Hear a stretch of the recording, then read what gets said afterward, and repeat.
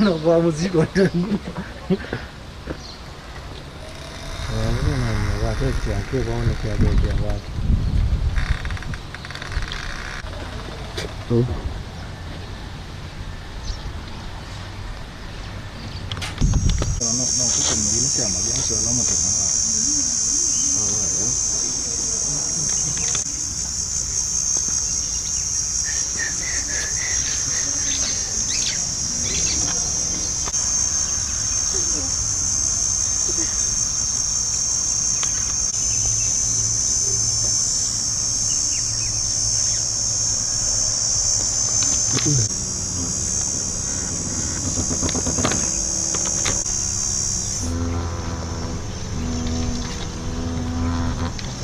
That we should not go now.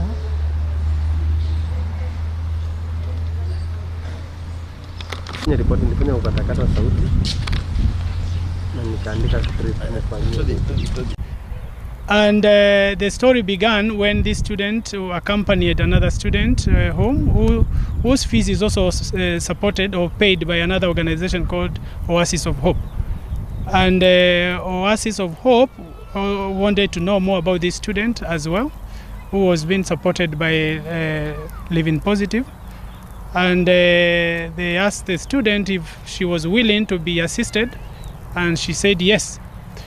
And they asked her to if she would be willing to write a letter so that she can get assistance. And the student was willing until the time now when the organization Oasis of Hope was the one to draft the letter. And I have evidence to confirm that the organization has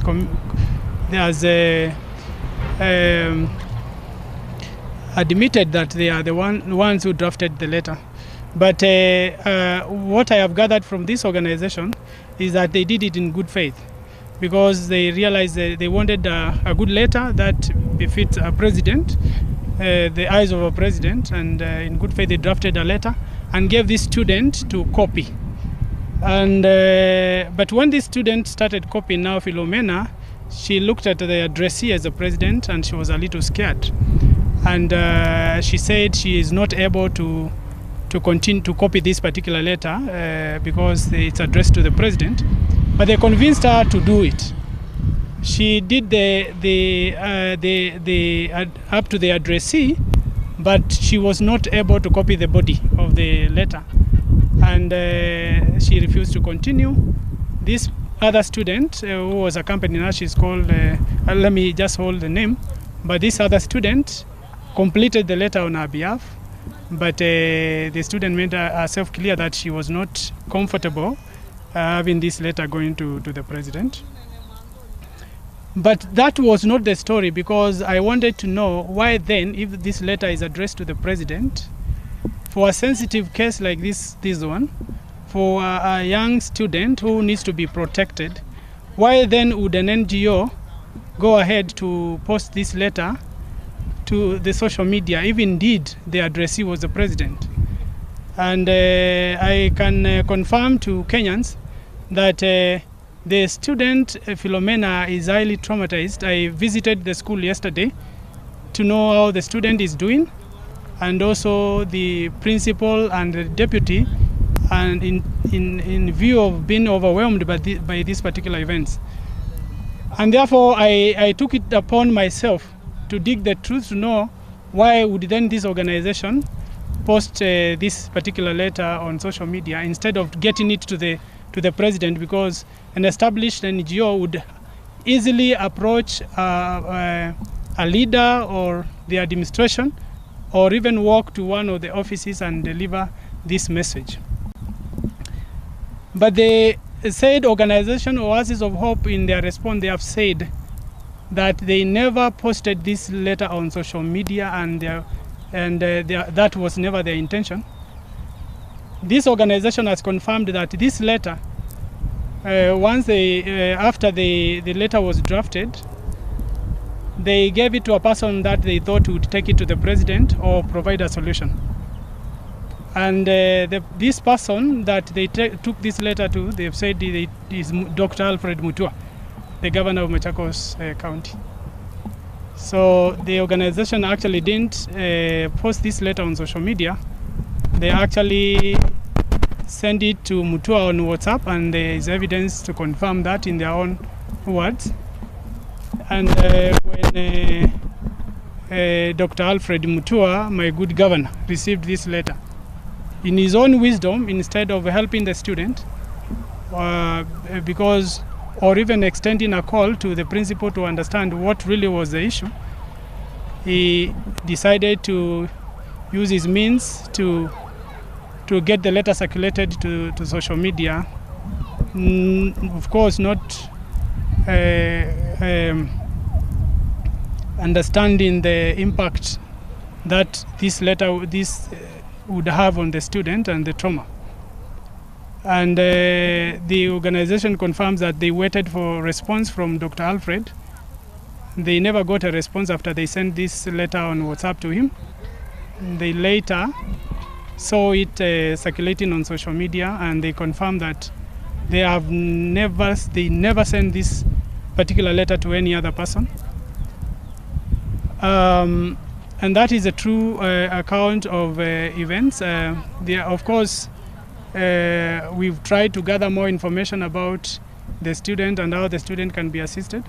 I can confirm that through different members of public of goodwill, the student's fees has been cleared, but still there is a big load, and there are still so many problems surrounding this girl that relate not to education but matters of upkeep. And the student really, besides not being an orphan, the student is also highly disadvantaged in terms of who is supposed to be their immediate guardian. And therefore I request Kenyans to extend a hand to this particular student, not really targeting the school fees, because I can confirm there is no pending school fees, but let it be known that there is so much that this student can be assisted with for her to have a decent life. So the background and the entire story, if you ask is it genuine, it is genuine to the extent that there is a needy student there.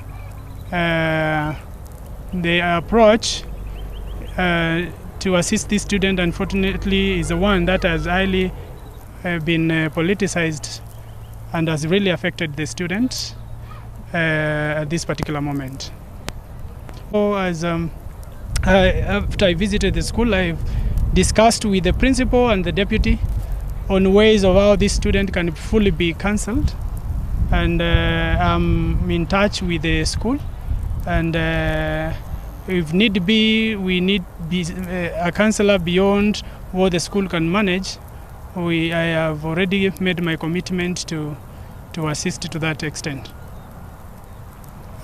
The whole story was managed by the governor, because one is the one who sent the story. Look at it this way. This is a student who has a school fees of around 20,000 or so. And if I didn't even have an office, and I think I would be able to pay to support this student. So the governor decided to take advantage of the situation and pull a PR stand on it, and decided to release it and pause and wait. When the story circulates, when he feels now it has circulated enough, there is already drafted response committing to pay for this student. I want to confirm that by the time, and I can confirm that he made a payment of 26,000, which came later after the student case had already been sorted out. But further to that, I also urge leaders to tame their tongues, because my governor went ahead and said that he's going to pay school fees for all the students who had been sent home for this particular fees requirement. I confirmed with the institution that the fees owing to the institution owed by different students amounts to 1.3 million. Every Kenyan is free to walk into the institution and confirm. And when I walked to the institution, I actually told the principal that every bad thing has a positive side. Now your fees has been cleared by Dr. Alfred Mutua. But they said, they just laughed and said, we have only received a check of 26,000. Now look at it this way. Parents have been told on social media, Mutua has announced that he has paid school fees for all the students who had been sent home. Now only 26,000 has been received out of the 1.3 million. Then this teacher will obviously be asked questions by parents. If he sends students home for fees, why are you asking for fees and Dr. Alfred has paid it? So I think then it brings issues, because the teacher may be cornered because parents think she has received the money, while in actual sense the money has not been received. So that is the truth, and I would be willing to engage anyone who has any contrary opinion or facts. All these things I've said, I have the facts with me here, and I'm going to share with you. Even these all organizations, they have the information is recorded in good faith. They have no problem with that, because they are speaking the truth, and therefore it's just the truth and nothing but the truth. And we also want to, like I said, to caution leaders that don't let us not just run after small things to build some names for ourselves. In any case, the county government, for instance, is receiving tens of billions every year. I see the clamor for more and more in this BBI. There is a kitty for bursaries. My governor, in fact, before even running to rescue one student, really should have already rescued this and so many other students in Machakos County. You would want to ask yourself, where was this particular case in the first place? Why should it be treated as a rescue plan when there is already so much money with the county to support students with bursaries? And I'm surprised most of our governors, when some of these things come, they start quoting national government. I saw Dr. Alfred's message, and after purported paying of school fees, telling the national government and advising the national government how fees for students should be paid, as when he has the money to pay for the students himself. So I think we need to be factual, and we also need to be realistic when we are handling issues affecting Kenyans, and let's not expose our students unnecessarily. And therefore, in conclusion, I think the problems facing Philomena now are deliberately caused by Mutua's interest in creating some PR stunts to propel his national interest, instead of just helping a student in silence without exposing her details for ridicule across the country. The student does not take it as this was as an incident to help her. She takes it as an exposure, public ridicule or something, because of our limitations. Yeah. So many questions that Kenyans would want to know around the girl Philomena. I've seen in the social media people asking many questions, and whether or not the letter circulating on the media, that has been circulating in the media for some time, is genuine. The school in question is in my constituency, and I am the Member of Parliament for Mwala constituency, and I thought it is wise to give a full account of what I know about the whole story. This letter first hit my inbox from one of my officers in the constituency, and when I look, they just told me they have seen it circulating in the media, and when I looked at it, I carefully studied it and noticed a few anomalies, and especially the handwriting.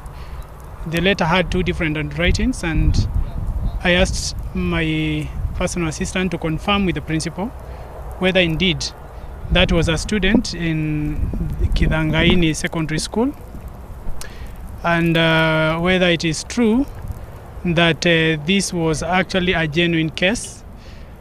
And I got a response from the principal that that was indeed a student in Kithangaini Secondary School. And but the principal also confirmed that by the time of the letter was circulating, the student was still in school, and also the student was not the author of that particular letter and was not also aware. That was a preliminary information that I received, and within a couple of days, because I thought this letter addressed to His Excellency the President would obviously have gotten the attention of the community and local leaders if such a student existed in my constituency. So also further, the principal confirmed that the student was studying in Mwala but from a different constituency. The student is from Mavoko constituency. But still further, I also wanted to know, because a student in Kenya who is a needy student is really a student who needs attention. Within a couple of a day or so, the letter was circulating in the media and highly publicized. And I got interested also to dig further and know really the circumstances surrounding this particular student. I can confirm that indeed this is a needy student, and the student really is, the need for this particular student is really not just about school fees, but more of the upkeep of the student, the background. This is a total orphan. The story that was on social media and that particular circulating letter about school fees was really not the case, because I'd confirmed with the principal that this student has an organization that has been paying the school fees called Living Positive. And by the time before Corona started, the organization had paid everything in terms of school fees.